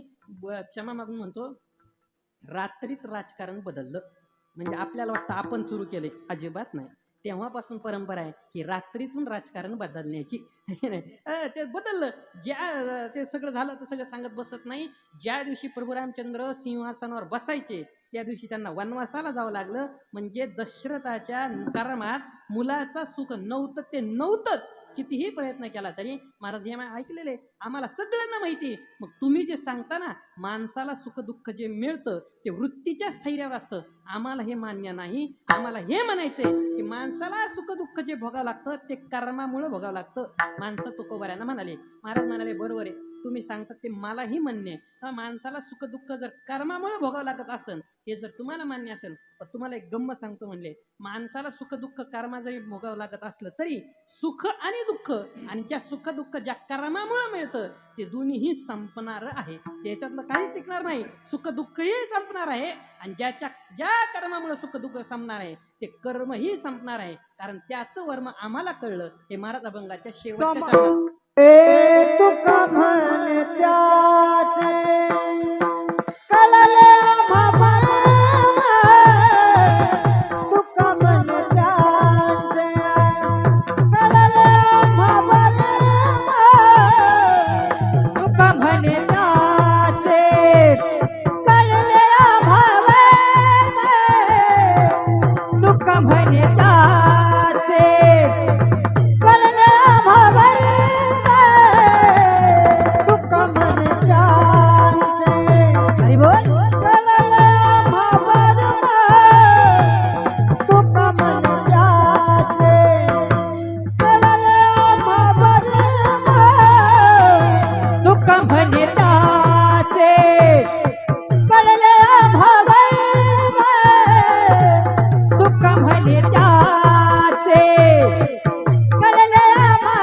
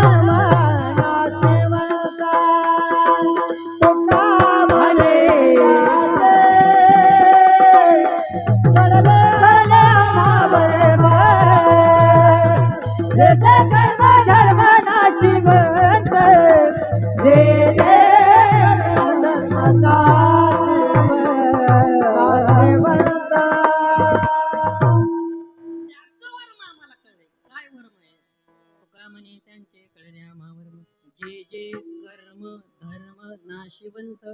तुकोबऱ्या सांगतात कर्म संपणार आहे आणि ज्या कर्मामुळे धर्म म्हणजे पाप पुण्य तयार होत आहे तेही संपणार आहे. हे वर्म फक्त आम्हाला कळलं. तुकोबऱ्यांना काय हेच वर्म कळलं का? नाही नाही, तुकोबऱ्यांना सगळ्याच वर्म कळलं महाराज. गाथापाया पण कळून येईल. भक्तीचं वर्म कळलं, परमार्थाचं वर्म कळलं, प्रपंचाचं वर्म कळलं, संसाराचं वर्म कळलं. नाही नाही, वर्माचंही वर्म त्यांना कळलं आहे की नाही. वर्म ते काय दृढ धरावा भाव, जाणीव नागवन लागून देतो ठाव, म्हणून संगटाकी सेवी अद्वैत भाव, तुका म्हणे हाची संते सांगेला उपाव. तुकोबऱ्या सांगतात हाच उपाय. हे सगळ्याचं वर्म आम्हाला कळलं. काय? कर्माचंही वर्म आम्हाला कळलं. कर्माचं वर्म सोपं नाही. कर्मधर्म नव्हती सांग कोणी अंगे पतन. सोपं नाही महाराज. कर्म कळणं हे फार अवघड आहे. कर्म तर प्रत्येकाला करावंच लागतं ना. नाही कश्चित क्षणमपी ज्यात तिष्ठत्य कर्मकृत. भगवान गीतेमध्ये सांगतात मनोनी संगुजव प्रकृतीचा, तव तो गुणगडे कर्माचा, ऐशी आहे करू म्हणती तयांचा आग्रहोची उरे. जन्माला आलेला मनुष्य म्हणू शकत नाही मी कर्म करणार नाही. एखादा म्हणला मी कर्म करणार नाही म्हणजे काय करणार नाही? हाताने घेऊन खाणार नाही ना. गुरुरे आमचे घोले बाबा पाठात म्हणायचे करणार नाही म्हणजे काय करणार नाही? काय करणार नाही? डोळ्याने पाहणं बंद करशील, खाणं तोंडाने बंद करशील, पायानं चालणं बंद करशील. काय करणार नाही? काय करणार? एक सांगतो, एखादा मनुष्य म्हटला मी करणार नाही करणार नाही करणार नाही, आणि करणार नाही हे सुद्धा काहीतरी करणंच आहे की नाही. करणंच आहे ना. काहीतरी करणार नाही, काहीतरी केल्याशिवाय होईल का? म्हणजे शक्य नाही. कर्माचं वर्म आम्हाला कळलंय, सोपं नाही. मग कर्म एवढं सोपं नाही. कोणतं कर्म केल्याच्या नंतर पुण्य होईल आणि कोणतं कर्म केल्यानंतर पाप होईल सांगताच येत नाही. रोजचं उदाहरण देऊ का? तुकोबारायांनी सांगितलं उदाहरण आहे. तुकोबाराय सांगतात एखादा मनुष्य बसलेला असावा आपल्या खोलीमध्ये आहे की नाही. खोलीमध्ये बसल्याच्यानंतर त्याला काय महाराज? काहीच नाही. काम नसलेल्या माणसाला निवांत बसल्यानंतर काहीतरी उद्योग लागतो. मग काय हे कापडच उलो काहीतरी हाताने करत राहतात चाळे. तसं एक मनुष्य खोलीमध्ये बसलेला आहे. दुपारची वेळ आहे. पेपर वाचून वाचून इतका कंटाळा आला, त्याचे इतके पारायण झाले, पण ते ठेवला वाचून वाचून त्या खुर्चीवर बसला. कंटाळा आला आणि अचानक एक लक्ष गेलं भिंतीवरती एक पाल खाली येत होती. त्यांनी विचार केला पाल काय येत असेल, आता काही गरज आहे का? असले उद्योग करण्यापेक्षा ज्ञानेश्वरी वाचावी, गाथा वाचावा, कमीत कमी सप्त्याला तरी येऊन बसावं नाही नाही. पण नाही नाही, ती पाल आहे. आता ती कुठं चालली, कोणत्या दिशेने चालली, का चालली, कशामुळं चालली, काय उद्योग नसला काय आहे की नाही. बस चाललं सुरू झालं आणि पाहिलं, लक्षात आलं की पाल ज्या गतीने येते ते पाहिल्यानंतर पुढं पाहिलं एक किडा उभा होता. तिने विचार केला आता ही पाल येणार आणि त्याला खाणार. खाण्यात आपल्याला काय करायचंय हे की नाही. नाही नाही खाणार. मग आता मला वाचवलं पाहिजे. तुला त्यासाठी निर्माण केलंय का? नाही, मला वाचवलं पाहिजे. कोणाला? त्या किड्याला. मग काय सगळ्यात भीतरी पाल असते है की नाही सगळ्यात. मग तिने असं नुसतं केलं, पाल निघून गेली, किडा उडून गेला. मला ते सांगायचं नाही. मला पुढचा प्रश्न आहे. पाल काय करायला आलती? किडा खायला आलती. मग पाल किडा खायला आलती. मग पालीला किडा खाण्याकरता लांब पळवलं आणि किड्याला वाचवलं. आता पाप झालं का पुण्य? काय झालं? का असं आहे ते पापच झालं का? पालीला भूक लागली होती, मला माहिती. तुम्हाला कसं माहिती पालीला भूक लागली होती आणि भूक लागल्यानंतर तिचं पोट भरावं म्हणून देवाने किडा निर्माण केला आणि तिला सांगितलं जा ती खा आणि तुझं पोट भर. मध्ये कोण गेला? तो माणूस गेला. त्यांनी तो किडा उडाला आणि त्याला अख्खा सप्ताहूस तर उपाशी राहावं लागलं हे नाही. आता हे पाप झालं की नाही बोला. ते पापच झालं. पाप झालं म्हणजे पुण्य करीता होय पाप, दुग्ध पाजुनी पोसिला साप. तुकोबरा सांगतो अरे बऱ्याच वेळेला माणसं पुण्य करायला जातात, पण कोणत्या कर्माने पुण्य होईल आणि कोणत्या कर्माने पाप होईल सांगताच येत नाही. अजून एक सांगू का? नाथ महाराजांनी ओवी घेतली. भागवतात सांगितलंय. नाथ महाराज सांगतात आपण पूजा करतो आणि पूजा करताना ब्राह्मण सांगतात, कुणी सांगतं जाऊ द्या, तर आचमन करा. कर्मी आचमन करावे, ते तमाश मात्र जळ घ्यावे, ते तर न्यून अधिकात्व सवय पावे, दोष सुरापान समान. नाथ महाराज सांगतात पाणी आपल्याला पाणी घ्या, ते म्हणतात 3दा प्या आणि 1दा सोडा आहे की नाही म्हणतात. मग ते काय जोग महाराज थोडेच आमचे नाही. जोग महाराज झाले हॅट करणार नाही का? सगळ्या पापातून मुक्त झालोय मी आहे की नाही. महाराजांनी म्हणावं तसं त्यांनी ते पाणी 3दा प्या आणि 1दा सोडा असं म्हटल्याच्या नंतर ते करतो. ते पाणी किती घ्यावं त्याला शास्त्र आहे महाराज आहे की नाही. पाणी घ्यायचं किती बचक भर घेऊन उपयोगाचं नाही आहे की नाही. त्यांनी सांगितलं ते ते कर्मी आचमन करावे, ते माश मात्र जळ घ्यावे. म्हणजे माश म्हणजे उडदाची डाळ उडदाची एक डाळ घ्यायची, एक दाणा घ्यायचा आणि तो हातावर ठेवायचा, तो भिजल तेवढंच पाणी घ्यायचं, त्याच्यापेक्षा जास्त पाणी घेतलं की दारू पिल्याचं पातक लागतं. आता सांगा आता काय करायचं? बरेच वेळ ते उडदाची डाळ चिटकून ठेवता का हाताला? काय केलं काय पाहिजे? सोपं आहे का अवघड आहे का? अजून एक सांगू का? संस्कृतीमध्ये, आपल्या हिंदू संस्कृतीमध्ये असं म्हटलं जातं, शेंडी पाहिजे, आहे की नाही? का पाहिजे, कशाला पाहिजे ते झालं. आमचे गुरुरे बाबा भोले बाबा म्हणायचे शेंडी पाहिजे, बरोबर आहे, पण त्याची स्पर्धा करू नका, कोणाची मोठी, है की नाही? कोणाची लांब, त्याची स्पर्धा करू नका. पाहिजे एवढं त्याचं शास्त्र ठेवा, आहे की नाही? नाही तर त्याच्यातही स्पर्धा लागती. बाबा फाटात बोलायचे. मग आता काय, शेंडी पाहिजे असं आपलं शास्त्र सांगतं, पण शास्त्र पुढचं किती हुशार आहे, ते सांगतं शेंडी ठेवायची, बरोबर आहे, पण स्नान आंघोळ केल्याच्या नंतर जिथं आंघोळ करू तिथं आंघोळ करत असताना त्या दगडावरती बसल्याच्या नंतर, स्नान केल्याच्या नंतर, पाणी डोक्यावरून टाकून उठल्याच्या नंतर त्या शेंडीवरून एक पाण्याचा थेंब जर खाली पडला जिथं आंघोळ करते तिथं, तर एक थेंबाला एक गाई मारल्याचं पातक लागतं. आता कसं करायचं? म्हणजे शेंडी ठेवा सांगतात, आहे की नाही? शेंडी ठेवा म्हणतायत, आहे की नाही?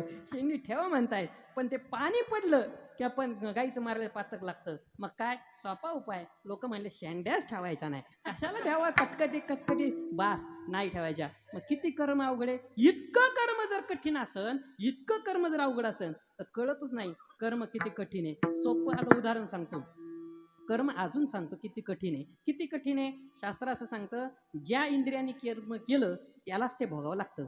हाताने केलं हाताने भोगायचं, डोळ्याने केलं डोळ्याने भोगायचं. पहा तुम्ही, भरपूर उदाहरणं आपल्याला पाहता येतात. नामदेव महाराजांचं चिंतन पहा, सगळ्या संतांचं चिंतन पहा. तसं ते ज्या इंद्रियांनी कर्म केले त्यालाच ते भोगावं लागतं. कारण का, आपल्याला देवाने जे इंद्रिय दिलेत ते कशा करता दिलेत? महाराज म्हणतात, दिले इंद्रिय हात पाय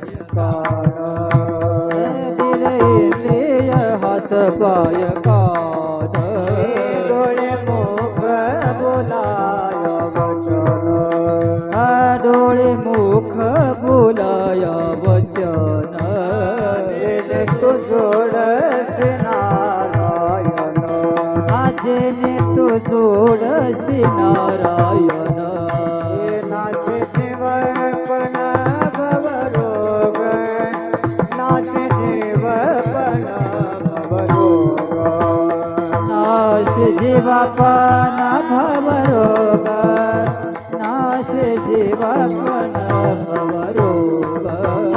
दिले इंद्रिय हात पाय कान, डोळे मुख बोलाय वचन, जेने तू जोडसी नारायण, नाचे जीवपण भवरोग. दिले इंद्रिय हात पाय कान, डोळे मुख बोलाय वचन, नाच जोडसी नारायण, नाचे जीवपण भवरोग. दिले इंद्रिय हात पाय कान, ज्याच्या करता जी इंद्रिय दिली ते वापरलं पाहिजे. भागवतामध्ये तो प्रसंग येईल पुढं. प्रथम स्कंदामध्ये दुसऱ्याच अध्यायामध्ये सांगितलं, ज्याच्या करता इंद्रिय दिली ते वापरली नाही तर ते काय फळ भोगावं लागतं. एक उदाहरण देऊन सांगतो. भागवतकार असं सांगतात, माणसाला हे कान दिलेत, कशा करता दिलेत? त्यांनी सांगितलं, कानाने भगवंताचं गुण ऐकण्याकरतात. कान भरोनिया ऐकेने तुझी कीर्ती, तुम्ही ऐका रे कान माझ्या विठोबाचे गुण, है की नाही? कान कशा करता दिलेत? फक्त देवाचे गुण ऐकण्याकरता, दुसरं काहीच नाही. पण ते सोडून माणसाने जर कानाचा वापर केला नाही, भागवतकार सांगतात ते कान सामान्य नाही, त्या कानाला उंदराचं बीळ समजा, है की नाही? असं बरेच तिथं उपमा दिलेत आपल्याला, ते पाहून घेऊ, है की नाही? म्हणजे कानाचं इंद्रियांचं चिंतन करा, ते इंद्र ज्याच्या करता दिले तेच वापरलं पाहिजे. पण इंद्रिय जर त्याच्या करता नाही वापरले, ज्या इंद्रियाने पाप केलं त्यालाच भोगावं लागतं. हाताचं पाप हाताला, डोळ्याचं पाप डोळ्याला, नाकाचं कानाचं सगळ्याच ज्याचं त्याला भोगावं लागतं. दुसरं काही नाही. उदाहरण देतो सोपं, ऐकलेलं बऱ्याच वेळा तुम्ही ऐकलं असेल, पण सोपं उदाहरण देतो. काय झालं, उन्हाळ्याचे दिवस होते, वैशाख महिना होता. अशा उन्हाळ्याच्या दुपारच्या काळामध्ये एक मनुष्य मराठवाड्याचा तिकडं निघाला. आता ते पूर्वी आपण मराठवाड्याचा आताही गेलो ना, लवकर पाणी मिळत नाही मार प्यायला. आता तरी बरं आहे थोडंसं, आहे की नाही? पूर्वीचा काळ तो फार अवघड होता, त्या काळात पाणी सुद्धा मिळायचं नाही. बरं आता सारखे त्या काळात नाही, फुटाला हॉटेल अजिबात नव्हती, आहे की नाही? असं तो काळ. एक मनुष्य निघाला, दुपारची 12-1 वाजलेले. चालता चालता त्या काळात साधनं नाही, अशा काळामध्ये निघाला. चालता चालता त्याला दमला, कंटाळा आला आणि भूकही लागली आणि तहानही लागली. आता काय करावं असा विचार केला आणि रस्त्याने चालत राहिला. चालता चालता चालता चालता त्याचं धर्मसंयोगाने म्हणा त्या एका आमराईच्या बागेत तो गेला. त्याला वाटलं बरं झालं देवाने आपल्याच करता निर्माण केलं असेल, आपल्याला खायला काय हरकत आहे, म्हणून तो तिथं गेला. आणि गेल्याच्या नंतर पाहिलं आंबे भरपूर लागलेले झाडाला, आमराई पण भरपूर आहे. 1-2 आंबे खाल्ले तर रस पाणी पिल्यासारखंही होईल, पोटही भरण असं वाटलं. हात गेला आंबा तोडण्याकरता, पण लक्षात आलं रे आपण वारकरी आहे की नाही. वारकऱ्याने असं कोणाच्या दुसऱ्याचं झाडावरचं फळ न विचारता तोडू नाही असा पूर्वीचा नियम होता, है की नाही. तोडू नाही. मग काय करावं, मग इकडं तिकडं पाहिलं कुणीच दिसत नाही. म्हणला नाही नको आपल्याला, असं आपल्या संस्कार आपल्या वारकऱ्यांच्यात बसत नाही. चला म्हणला, पुढं चालत राहिला. ती आमराई मोठी होती, पुढं चालत चालत गेला. 10-15-20 झाडं सोडले. मग दिसलं एका झाडाखाली 10-15 आंबे पडले. तो म्हणला मी तोडलेत का, नाही, वरून पडलेत, खाली पडलेत. एक खाली पडून ते सडून तरी जातील, खराब तरी होतील, कुणीतरी येऊन खाईन, मग मी खाल्ले तर काय बिघडलं, मी काय तोडले थोडेच असा विचार केला. गेला आणि भरपूर खाऊन घेतले. खाताना नेमकं मालकाने पाहिल्याच्या नंतर लक्षात आलं मालकाला काय माहिती त्याने खाली पडलेले खाल्ले का वरून तोडून खाल्ले माहित नाही. मालक आला आणि त्याला मारलं. आता ह्याचं चिंतन ज्यांनी केलंय त्याचं वर्णन असं केलंय, त्या राजस्थानी भाषेत त्याचं वर्णन केलंय. त्यांनी सांगितलं आंबो पडेसू देखो 2 जना. आंबा पडलेला पाहिला 2 जणांनी. कोणी पाहिलं, डोळ्यांनी. हे लक्षात ठेवा. आंबो पडेसू देखो 2 जना. आंबा पडलेला पाहिला 2 जणांनी. देखेसू दौड्या नाही. तो आंबा ज्यांनी पाहिला तो आंबा घेण्याकरता ते मिळवण्याकरता 2 जण पळाले नाही. दौड्या 2 जना. 2 जण पळाले. कोण पळाले, पाय पळाले. आंबा घेण्याकरता पाय पळाले. दौड्या 2 जना. दौड्यासो आंबो पायो नाही. ज्यांनी जे आंबा घेण्याकरता पळाले त्या पायांना आंबा मिळाला का, नाही. दौड्यासो आंबो पायो नाही. आंबो पायो 2 जना. आंबा 2 जणांना मिळाला, ह्या 2 हातांना, है की नाही. आंबो पायो 2 जना, 2 जणांना मिळाला. आंबो पायसो आंबो खायो नाही. ज्यांना आंबा मिळाला, ज्या हातांना मिळाला त्यांनी आंबा खाल्ला नाही. आंबो खायो 2 जना. 2 जणांनी आंबा खाल्ला, खालचे दात आणि वरचे दात, है की नाही. 2 जणांनी आंबा खाल्ला. आंबा खायोसो आंबा रस चाख्यो नाही. ज्यांनी आंबा खाल्ला त्यांनी रस चाखला नाही. रस चाख्यो 1 जना. जिभेने रस चाखला. रस चाख्यो जो पकडी जा नाही. जिने रस चाखला तिला पकडलं नाही. पकडी जा 2 जना. 2 खांदे. 2 खांद्याला जाऊन पकडलं. माणूस कसं पकडतो, असं पकडतो ना. पकडी जा 2 जना. पकडी जा सो कुटी जा नाही. ज्याला पकडलं त्याला मारलं नाही. कुटी जा 2 जना. एक ह्या गालात आणि एक ह्या गालात. कुटी जा 2 जणांना मारलं. कुटी जा 2 जना. पण पुढचं ऐका, कुटी जा सो रोया नाही. ज्यांना मारलं ते रडलं नाही. रडलं कोण, पाहिलं कुणी, डोळ्यांनी. ज्यांनी पाहिलं त्यालाच भोगावं लागतं. विठ्ठल विठ्ठल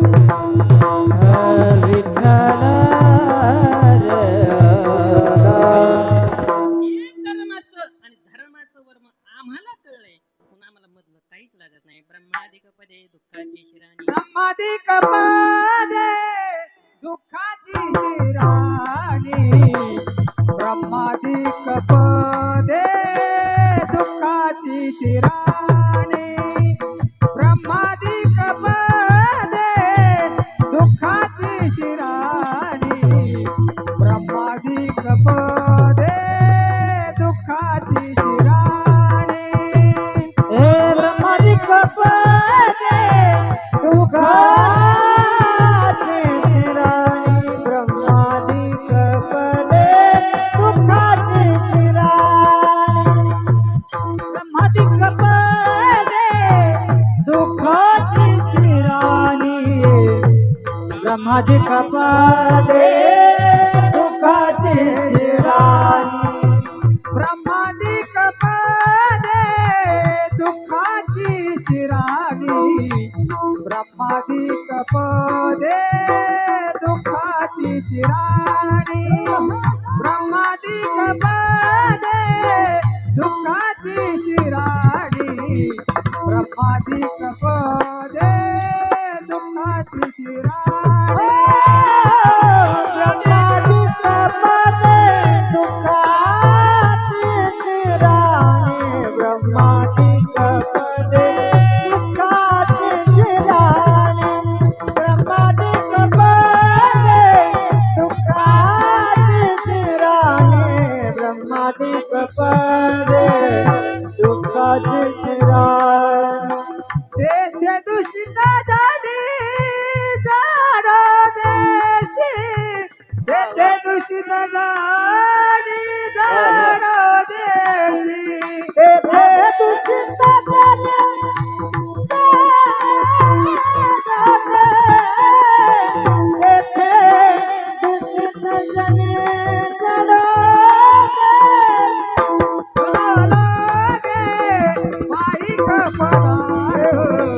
आणि कोणाला रे माहित पदार्थ आणि कोणाला रे माहित पदार्थ आणि कोणाला रे माहित पदार्थ आणि कोणाला रे माहित पदार्थ आणि कोणाला माईक पदार्थ आणि कडाला रे माईक पदार्थ आणि कडाला रे माईक पदार्थ. दृष्टी असेल तुकोबारायांची तुकोबाराय सांगतात ब्रह्मादिक पदे दुःखाचे शरणी तेथे दुश्चित झणी धडू देसे नको ही कर्मानेच तयार होणारी पदे काशत एक जन्म तो जन्मोनी ब्रह्म कर्मा हे सगळे कर्मानेच तयार होणारी पदे आहेत कर्मही संपणार ते तम भक्त्वा सर्व लोकम विशालम क्षिणे पुण्यमार्ग लोकम विशंती मग तया पुण्याचे पावटे सरी सवे चंद्रपणाचे उठे उतरे मग येऊ लागते माघारे मृत्यू लोका. काय तुकोबारांची दृष्टी आपल्याला तसं का वाटत नाही ज्ञानोबाऱ्या सांगतात तशी दृष्टी आपली नाही.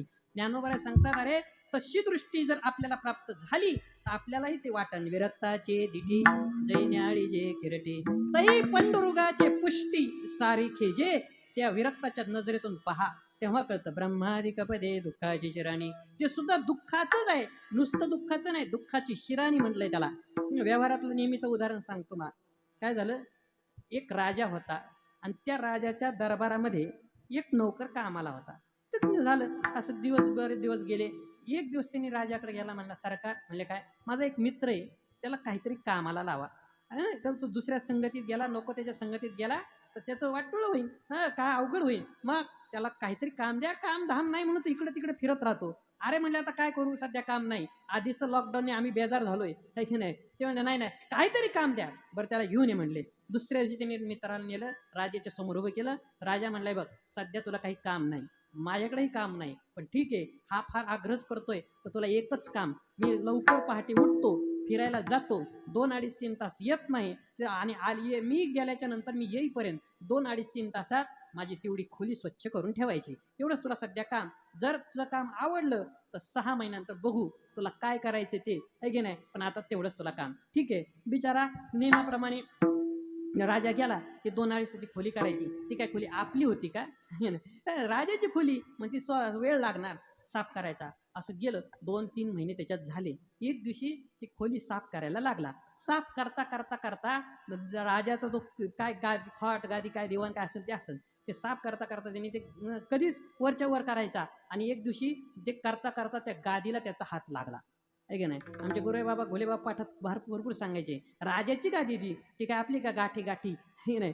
तिने हात लावल्यानंतर अशी काय गार हवा आली हाताला वा.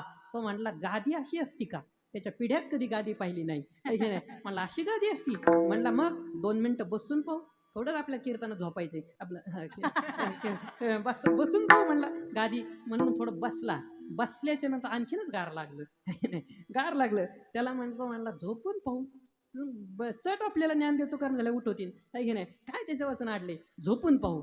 जे झोपला महाराज ते काल्याच नाही मधीच उठला जे झोपला ते राजा आला माघारी आला तरी त्याला माहित नाही. राजाने पाहिलं राजाला राग आला माझ्या गादीवर माझ्या खोलीत माझ्या समोर झोपला. राग आला म्हणले उठवा तुला शिक्षा म्हणले तू गादीवर झोपला. मग पूर्वीच्या काळी शिक्षा एकच चापकाचे फटके मारायचे. झालं म्हणले त्याला न्या बांधलं चापकाचे फटके मारायला सुरुवात केली.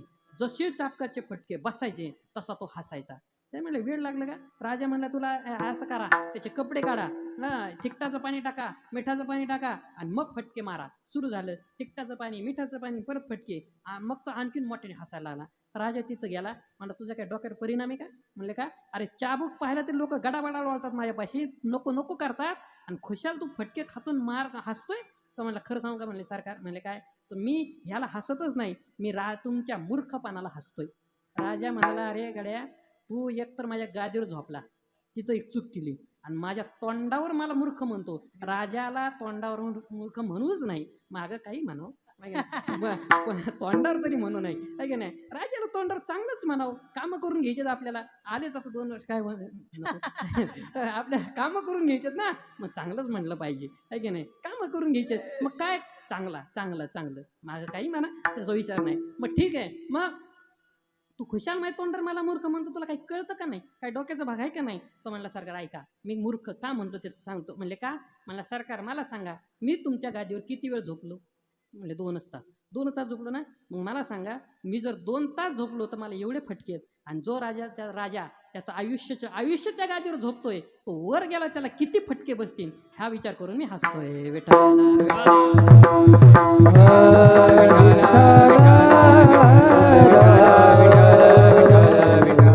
याला म्हणायचं ब्रह्मादिक पदे, दुःखाची शिराने. अरे ते सुद्धा दुःखाचीच पद आहेत, हे काही उपयोगाचे नाही. हे तुकोबाराय सांगतात. कारण काय, हे सगळीचे सगळी माईक पदार्थ आहेत. आणि कण लगे आणि कण लागे माईक पदार्थ राम. आणि कण लागे माईक पदार्थ. आणि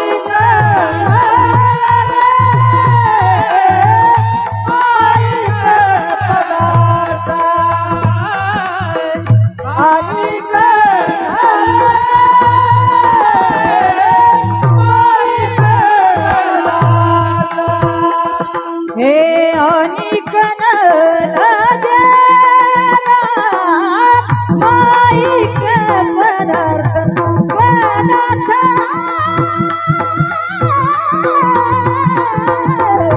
अनिकन लागे माईक पदार्थ.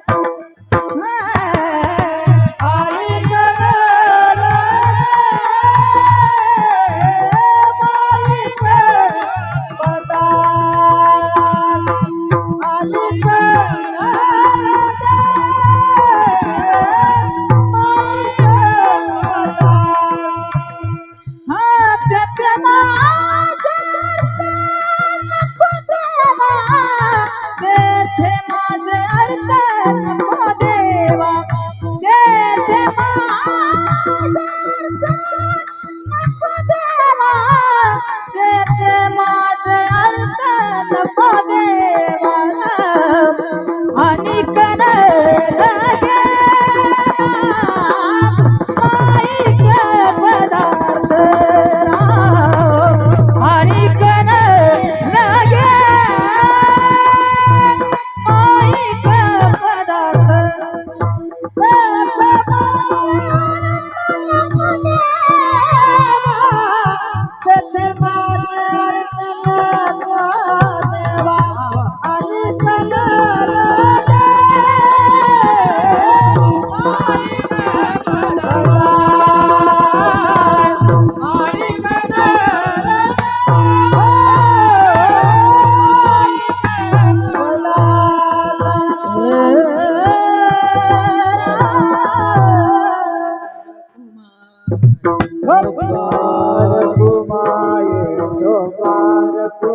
हरे विठो पार कुमारी. सगळ्यांना कारखाना माहिती आहे की नाही. कारखाना सगळ्यांना माहिती, साखरेचा कारखाना सगळ्यांना माहिती. कारखाना एकच असतो, आहे की नाही. पहा, तसा हाही मायेचा कारखाना आहे की नाही. कारखाना एकच असतो साखरेचा, पण 2 पदार्थ तयार होतात. एक चांगला होतो आणि एक खराब होतो. चांगला कोणता, साखरेसारखा चांगला पदार्थ होतो, आणि खराब कोणता, ती मळी वगैरे असते ना, ते तयार होतो. एकच कारखाना आहे, पण 2 पदार्थ तयार करतात, एक चांगला आणि एक खराब. तसा हा एकच कारखाना आहे मायेचा. तो वरचे पद चांगले तयार करतो, ब्रह्मादिक पदे, आणि खालची पण तेच मायेचा कारखाना करतो. पण ही कशी आहे, तुझ्या रक्त मूळ सगळे रक्ताने भरलेली अशी ही खालची आहे. म्हणजे कारखाना एकच आहे, पण ते मायेपासून बनलेले असल्यामुळं तुकोबारे सांगतात, आमची इच्छा नाही, ऐक नाही रते माईके दुःखाची. त्या पद्धतीने आणि कण लगे माईक पदार्थ, तेथे माझे अर्थ नको देवा. मग आमची वृत्ती कुठं जाऊ दे, ते महाराज त्याचं भगवंताचं स्वरूप अभंगाच्या पहिल्या चरणात सांगितलं. समचरणा दृष्टी विटेवरी साजिरी समचरणा दृष्टी विटेवरी साजिरी समचरणा दृष्टी विटेवरी साजिरी समचरणा दृष्टी विटेवरी साजिरी समचरणा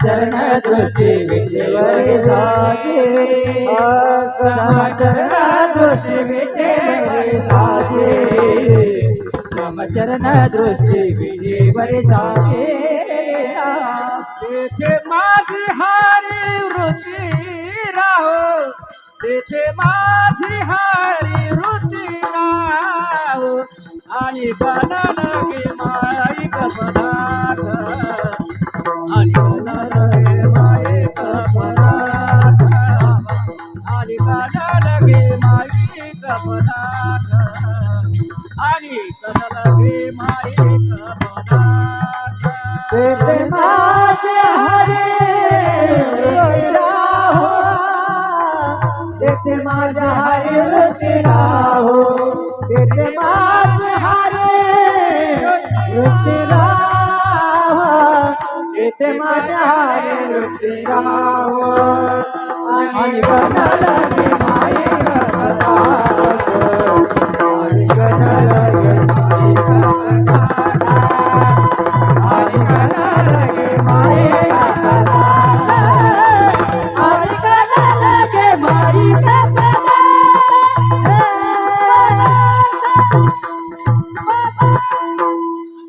ती कुठं गेली पाहिजे त्याचं स्वरूप सांगतात. समचरण दृष्टी विटेवरी साजिरी तिथंच गेली पाहिजे. गंमत आहे, अभंगात देवाचं कोणत्याच देवाचं नाव नाही, पण अशा वर्णात जगात देव एकच आहे, तो परमात्मा पांडुरंग आहे. त्याचं वर्णन केलं. तो कसा आहे? समचरण, तो समचरणी. गंमत सांगू का, ज्ञानोबा ज्ञानेश्वरी सांगतात तो सगळ्याच बाबतीत समय, तो पुससेमी कैसा सर्वत्र सम सरीसा. ज्ञानोबा सांगतात तो सगळ्या बाबतीत समय, तो हाताने समय. कशा करता? कटनट यारे शुद्ध होऊन या जारे आहे की नाही. मुळ पापी जैसे तैसे उतरे कासे लावून या. सगळ्यांवर कृपा करायला तयार आहे. एक डोळ्यांनी समय, त्याच्याकडे भेदच नाही महाराज, कुणी या सगळ्यांवर तो कृपा करतो. आणि पायाने समय, पायाने समय कशा करता? पायाने समय ह्याच्याच करताय. तो सांगतो मी पंढरपूर क्षेत्र सोडून कधीच जाणार नाही. का? कारण तुम्ही एक पहा, ज्या माणसाला जायचंय तो उभा कसा असतो? एक पाय पुढं मागे घेऊन उभा असतो, जायच्या तयारीत असतो. आणि ज्याला जायचं नाही तो दोन पाय सम करून उभा असतो. देवाने सांगितलं मी कधीच पंढरपूर सोडून जाणार नाही, त्याच्याकरता त्यांनी पाय सम. भाविकासाठी उभा भाविकासाठी भाविकासाठी उभा भाविकासाठी उभा भाविकासाठी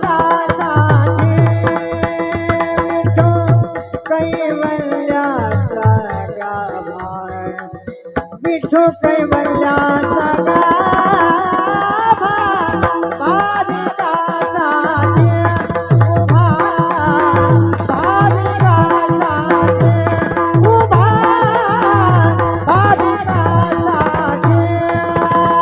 विठू कैवल्याचा गाभा विठू कैवल्याचा गाभा भाविकासाठी उभारा भाविकासाठी उभा भाविकासाठी भाविकासाठी भगवान परमात्मा सांगतो, मी कधीच